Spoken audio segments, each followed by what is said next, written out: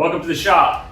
In this video, I'm working on building a home for my CNC machine. The CNC will go from this folding table to this. Here's the new home for my CNC.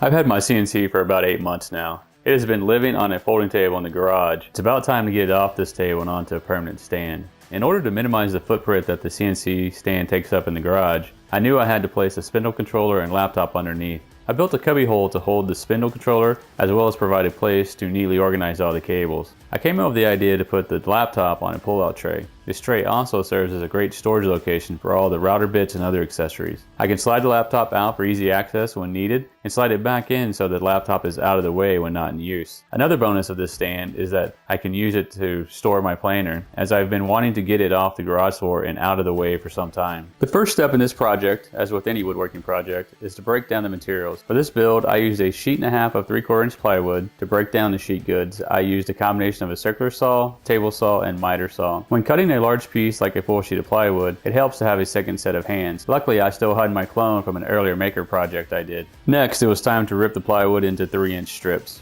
These strips will be used to make the legs and cross pieces. We need 8 pieces to form the legs and 4 pieces for the lower shelf and another 4 pieces to brace the top. With the miter saw, I cut 3-inch strips to final lengths for the legs and cross pieces. I'm able to get multiple cross pieces from a single 3-inch strip. Now that I have all the pieces cut to final size for the table, I give everything a quick sanding to clean up any splintering from the cuts. I begin assembly by first making the legs. To form the legs, I butt 2 3-inch by 42-inch boards together. I apply wood glue to this joint and use the brad nailer to hold the joint while the glue dries. I create 3 more identical legs for the table. These legs will provide plenty of strength to hold the machine. To form the support for the top of the table, the legs are joined by cross pieces. Every joint is glued for strength. The nails are just to hold it in place while the glue dries.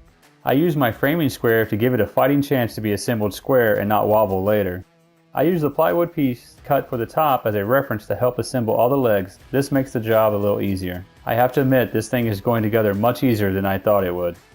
Here I'm assembling the bottom shelf.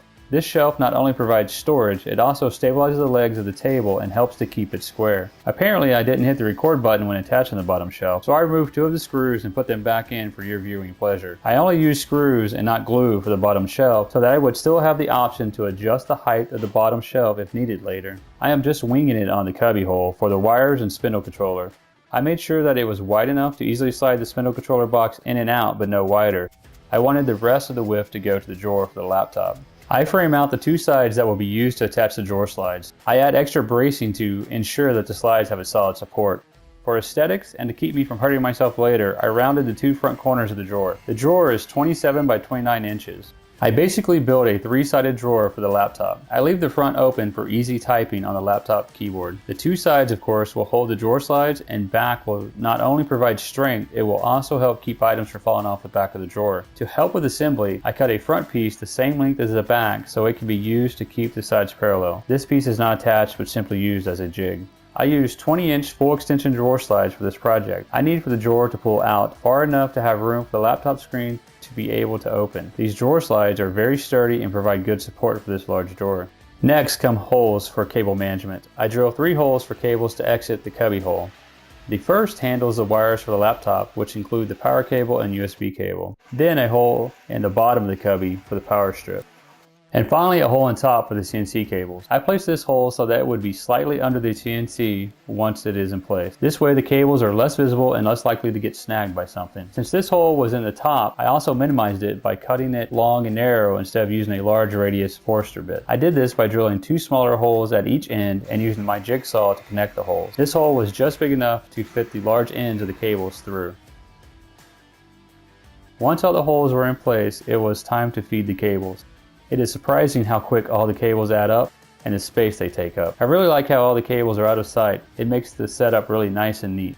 The top is finally attached using a wood screw in each corner. This allows for the top to be easily removed to provide access to the cubby hole when needed. This project turned out well. It was a cheap and fast option for a CNC stand. I also like how it doesn't take up more floor space than what is required for the CNC. So what do you think about this project? Is there a feature you think that would make it better? Leave suggestions and feedback in the comments below. Thanks for watching. I'll see you in the next video. And now I'm ready to build a permanent table to put it on. Why do I talk like that? Blah.